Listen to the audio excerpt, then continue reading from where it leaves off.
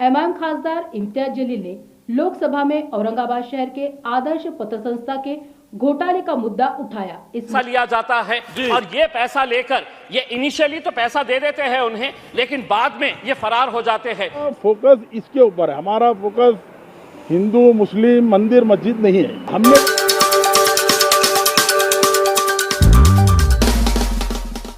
जय भारत, मैं Amreen Khan. Aurangabad update UCN TV network में आपका स्वागत है। आइए डालते हैं एक नजर आज की ताजा खबरों पर। शिवसेना प्रमुख उद्धव बालासाहेब ठाकरे के हाथों हुआ शिवालय पक्ष कार्यालय का उद्घाटन संपन्न।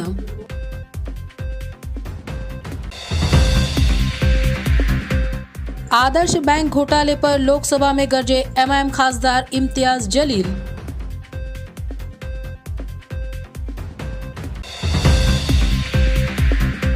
तेलंगाना में बीआरएस की कहानी हुई खत्म, कांग्रेस के रेवत रेड्डी ने ग्रहण की सीएम पद की शपथ।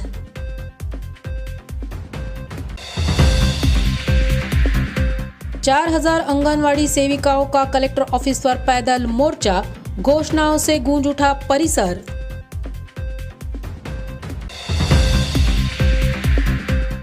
गलत पार्किंग के कारण हो रहा है ट्रैफिक जाम, खुलताबाद पुलिस ने ध्यान देने की है आवश्यकता।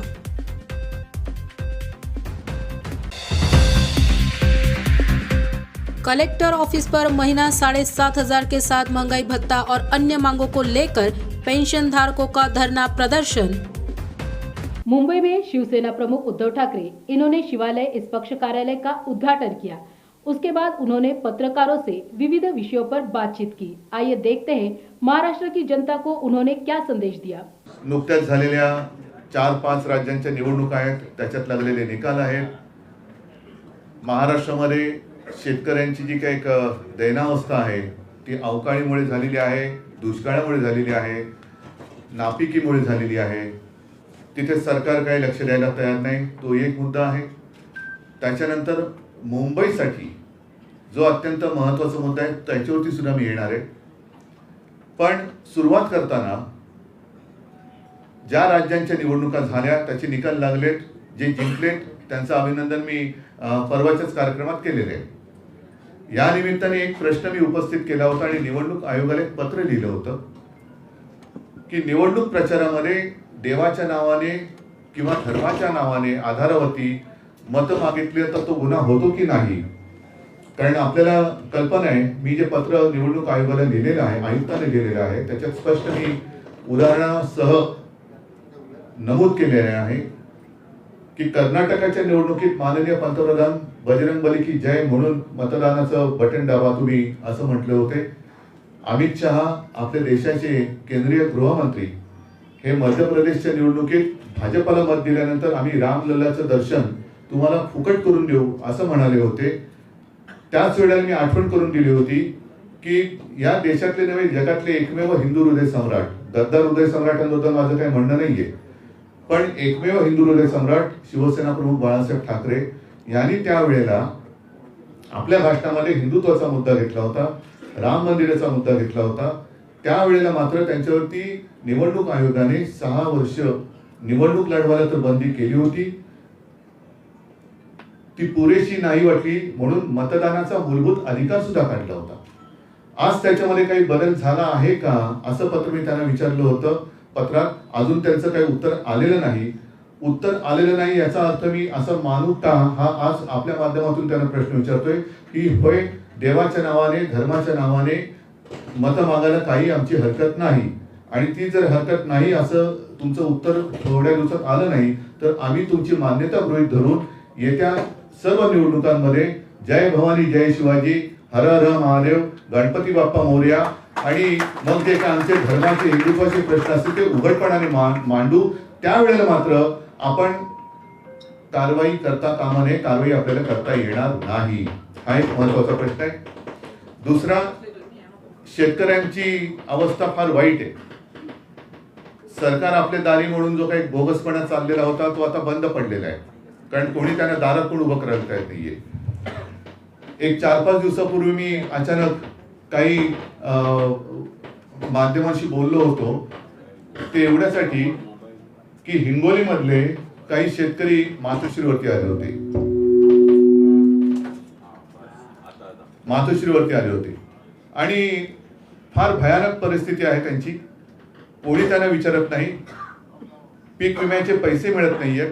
पीक विमा घोटाळा हा तर एक वेगळा विषय आहे, त्याच्यावरती सविस्तर मी कधीतरी बोलेनच.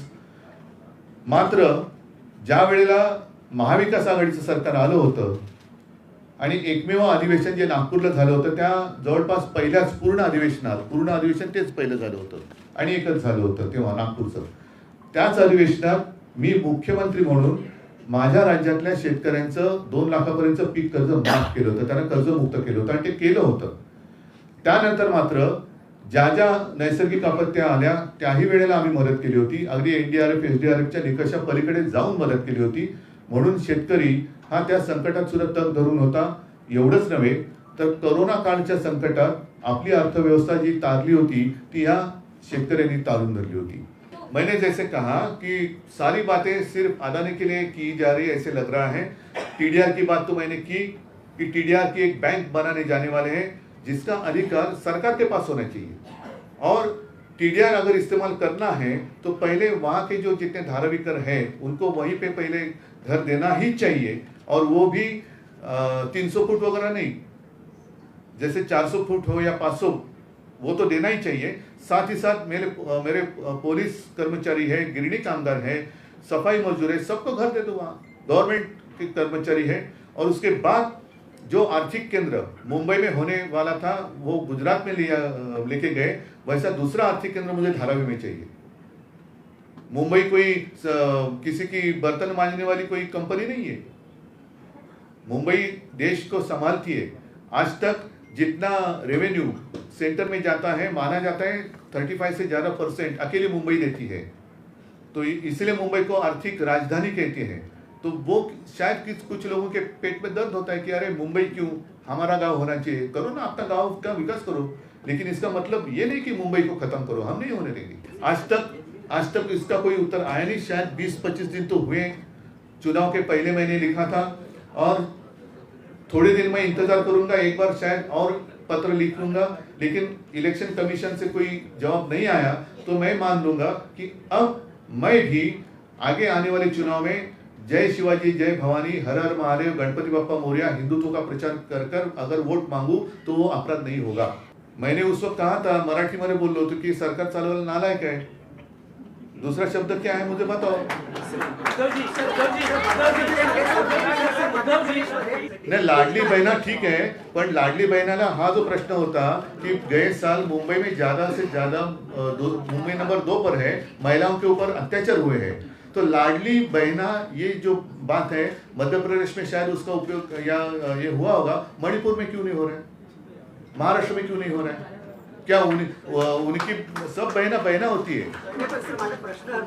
हो, पण म्हणूनच माझं काय म्हणणं आहे की लाडली बहिणा जर मध्य प्रदेशमध्ये यशस्वी झाले असेल तर मुंबईमध्ये, आता आपण प्रश्न विचारला, महिलांच्या अत्याचारात मुंबई नंबर 2 हे लज्जास्पद आहे. का इकडे इथल्या महिला बहिणी नाही आहेत आपल्या, मणिपूर मधल्या भगिनी आपल्या भगिनी नाही आहेत महिला. म्हणून माझं मत असं आहे की एकदा याचा विषय संपवून टाका. कारण ज्या वेळेला काँग्रेस जिंकत होते तेव्हा इथलेच हे जे आता मध्ये ज्यांचे काही चित्रफिती आपल्या माध्यमातून आल्या होत्या तेच ईव्हीएमच्या विरोधात लढत होते. त्यांनीच आम्हाला एक प्रेझेंटेशन दिलं होतं. तर हे उघड सत्य आहे. त्याच्यामुळे त्याच्याबद्दलची शासनकथा, माझं उलट मी देवेंद्रजींच्या बाजूने बोलतोय की तुमची लाट आहे हे, आणि ईव्हीएमचा संशय खोटा आहे, तो खोटा ठरवण्यासाठी एकदा बॅलेट पेपरवरती निवडणुका घ्या, म्हणजे विषय संपून जाईल. मी माझ्या महाराष्ट्रापुरता आणि मुंबईपुरता बोलतोय. म्हणून मुंबईच्या पुन्हा एकदा सांगतो, गळ्याशी येणारा विकासक त्याला जाब विचारण्यासाठी येत्या 16 तारखेला दुपारी 3 वाजता धारावीतून मुंबई प्रेमींचा मोर्चा शिवसेनेच्या माझ्या नेतृत्वाखाली निघेल आणि तो अदानीच्या ऑफिसवरती जाईल. धन्यवाद सगळ्यांना. जय हिंद, जय महाराष्ट्र. इमाम खासदार इम्तियाज जलील ने लोकसभा में औरंगाबाद शहर के आदर्श पत्र संस्था के घोटाले का मुद्दा उठाया. इस मुद्दे पर वो बहुत गंभीरता से बात करते हुए नजर आए. ये बैंक घोटाला होने के कारण इस बैंक में जितने भी लोगों के अकाउंट से जो मिडिल क्लास है उनके ऊपर आसमान गिर पड़ा है, ऐसी उनकी स्थिति है. इस तरह से बड़े ही बारीकी से उन्होंने इस मुद्दे पर लोकसभा में आम आदमी के दर्द को बयां किया। अध्यक्ष महोदय, हर रोज लाखों डिपॉजिटर्स का करोड़ों रुपया कैसा लूटा जा रहा है, इसका उदाहरण मैं महाराष्ट्र के कुछ कोऑपरेटिव सोसाइटीज के बारे में बताना चाहता हूं, जिन्होंने मिलकर कम से कम 2000 करोड़ रुपए के जो लोगों के डिपॉजिट्स थे उसको लेकर फरार हो गए। आदर्श नागरी पद संस्था 62,000 डिपॉजिटर्स है। रुक्मणी, यशस्विनी, न्यानोबा 80% डिपॉजिटर्स जो है वो एक्स आर्मी मैन है, जिन्होंने अपना पैसा इसके अंदर लगाया कोऑपरेटिव सोसाइटीज और कोऑपरेटिव बैंक्स के अंदर। देवलाई महिला, मलकापुर अर्बन, अमरावती की अनुग्रह, मुंबई की नागरी पद संस्था, ऐसे कुल मिलाकर कम से कम 2000 करोड़ रुपए। अध्यक्ष महोदय, ना तो आरबीआई का इनके ऊपर कोई कंट्रोल है, ना कोऑपरेटिव डिपार्टमेंट का। अध्यक्ष महोदय, आदर्श नागरी पद संस्था औरंगाबाद के मेरे चुनावी क्षेत्र के अंदर आती है। 62,000 डिपॉजिटर्स है। जिंदगी भर की कुछ ऐसी महिलाएं हैं, उनकी जिंदगी भर की कमाई 2 लाख रुपए है। वो 2 लाख रुपए उसने सिर्फ इस वजह से वहां पर उस संस्था के अंदर लगाई कि वहां पर इंटरेस्ट रेट ज्यादा दिया जाता है। ये लालच दिखाकर लोगों का पीएफ का पैसा लिया जाता है। अगर कोई रिटायर हो रहा है तो उसका रिटायरमेंट का पैसा लिया जाता है, और ये पैसा लेकर ये इनिशियली तो पैसा दे देते हैं उन्हें, लेकिन बाद में ये फरार हो जाते हैं। मैं सरकार से ये अनुरोध करना चाहूंगा कि आरबीआई ने फौरन इस तरह के कोऑपरेटिव सोसाइटीज के अंदर इंटरवीन करना चाहिए और कोऑपरेटिव डिपार्टमेंट को सख्त ताकीद करना चाहिए कि 6 महीने के अंदर इनका पैसा वापस मिलना चाहिए। तेलंगाना में कांग्रेस पार्टी के मुख्यमंत्री बनने पर कांग्रेस के कार्यकर्ताओं की मेहनत रंग लाई है। औरंगाबाद शहर के अखिल भारतीय कांग्रेस कमेटी की तरफ से तेलंगाना विधानसभा चुनाव 2023 याकुतपुरा विधानसभा क्षेत्र में कांग्रेस पार्टी के अधिकृत उम्मीदवार के प्रचार के लिए माथाड़ी कामगार संगठन के महाराष्ट्र उपाध्यक्ष हमद चाउस को चुना गया था। उम्मीदों के मुताबिक हमद चाउस इनका कार्य उन्होंने और उनके अन्य कार्यकर्ताओं ने पूरी जिम्मेदारी से निभाया। एक्सपीरियंस अच्छा रहा। लोगों ने जो है विकास को वोट दिया, और हमने जो नारा लेकर चले थे कांग्रेस पार्टी ने कि जो गारंटी लेकर आए थे 5 गारंटी, तो लोगों ने उसको कबूल किया, एक्सेप्ट किया, और ज़्यादा धर्म के नाम को छोड़कर उन्होंने विकास को वोट दिया है तेलंगाना में। नहीं, एमआईएम का गढ़, कोई एमआईएम की वहाँ कोई हुकूमत थोड़ी थी, उनका कोई सीएम कभी बना क्या? वहाँ पे सिर्फ उनके 5-6 सीट आते हैं। ओल्ड सिटी में वो उतने बस वो हमेशा आते रहते। अभी भी वो 7 सीट आए वहाँ पर, लेकिन पूरे तेलंगाना में जिस तरीके से जो इलेक्शन कैंपेनिंग हुआ, तो हमारे सामने दूसरी पार्टियाँ थी, बीआरएस थी, बीजेपी थी। हमारा मुकाबला उन लोगों से था। नहीं, जादू की छड़ी नहीं चली। वहाँ पर लोगों ने देखे कि देश में अगर कोई विकास कर सकता है तो वो कांग्रेस, लोगों देश को कोई आगे ले जा सकता है तो वो कांग्रेस। देश के कांग्रेस के 3 लोग शहीद हुए देश की सेवा करते हुए, तो लोगों को ये समझ में आ गया। और वहाँ की सेकुलर आवाम, वहाँ की सेकुलर है। उन्होंने ज़्यादा धर्म, मस्जिद, मंदिर, शहरों के नाम की राजनीति नहीं की। उन्होंने वहाँ देखा कि विकास कांग्रेस कर सकती है, इसके लिए वो कांग्रेस के साथ गए। मैं नौजवानों से यही कहूँगा कि ज़्यादा धर्म, मस्जिद, मंदिर, शहरों के नाम, ये राजनीति को बाजू रखकर डेवलपमेंट, शहर, देश में अमन, शांति, तरक्की अगर कोई कर सकता है तो वो कांग्रेस पार्टी है। और नौजवानों ने ज़्यादातर ऐसी ही सेकुलर पार्टियों के साथ जाना चाहिए, जो अपने देश को आगे ले जा सकते, जो अपने स्टेट को आगे ले जा सकते, जो अपने शहर को आगे ले जा सकते, जो नौजवानों को रोज़गार दे सकते, जो महिलाओं की सुरक्षा कर सकता, जो किसानों की सेवा कर सकते, किसानों को जो है तो कर्जा माफ़ी दे सकते, रोज़गार दे सकते।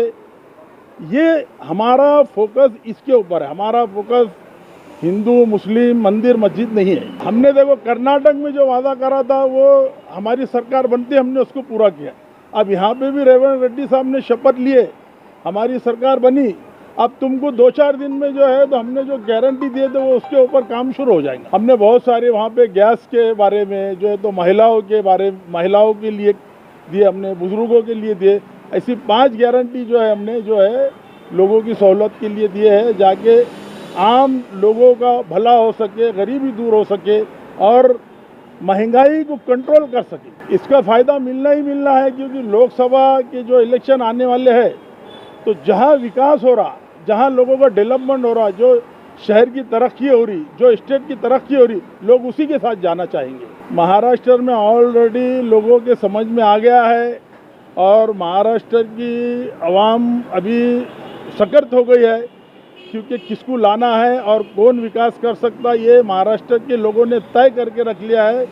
जैसे इलेक्शन शुरू हो जाएंगे, जैसा कर्नाटक में हुआ, उससे अच्छा महाराष्ट्र में हम प्रदर्शन करने वाले हैं कांग्रेस की तरफ। मैं नौजवानों से सिर्फ एक ही अपील करूंगा कि अपने देश के बारे में सोचिए, अपने स्टेट के बारे में सोचिए, अपने शहर के बारे में सोचिए। अमन रहे, शांति रहे, सुकून रहे, तरक्की हो, महिलाओं को सिक्योरिटी मिले, रोजगार मिले, किसानों को जो है उनका हक मिले, यही कहूँगा। और ज़्यादा धर्म, मंदिर, मस्जिद, शहरों के नाम की राजनीति से कुछ नहीं होने वाला है। अगर तरक्की चाहते हैं तो सिर्फ एक कांग्रेस एक पार्टी ऐसी है जो देश को, राज्य को और अपने शहर को तरक्की दे सकती है, नौजवानों को तरक्की दे सकती है, रोजगार दे सकती है। मेरा नाम है अहमद चौश, मैं माथाड़ी कामगार महाराष्ट्र का उपाध्यक्ष हूँ और माइनॉरिटी का मराठवाड़े का अध्यक्ष हूँ। खबरें अभी और भी है, वक्त हो रहा है एक छोटे से ब्रेक का। मिलते हैं ब्रेक के बाद।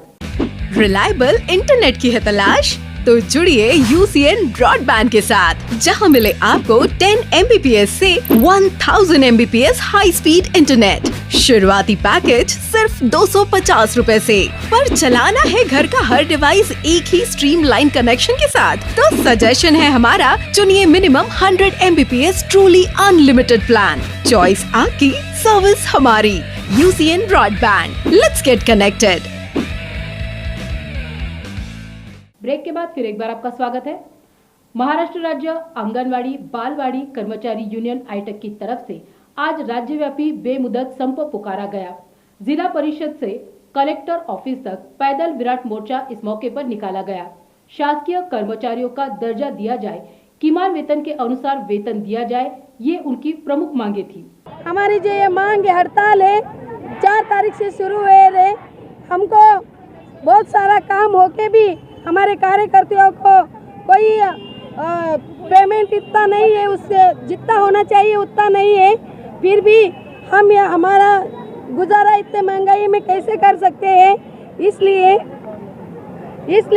सरकार को हमारी एक ही मांग पूरी करनी चाहिए कि कम से कम हमारे बच्चों के पढ़ाई सब होने चाहिए, उसमें तो कम से कम 26,000 वेतन हमें देना चाहिए और मानधन न देके हमको वेतन देनी चाहिए।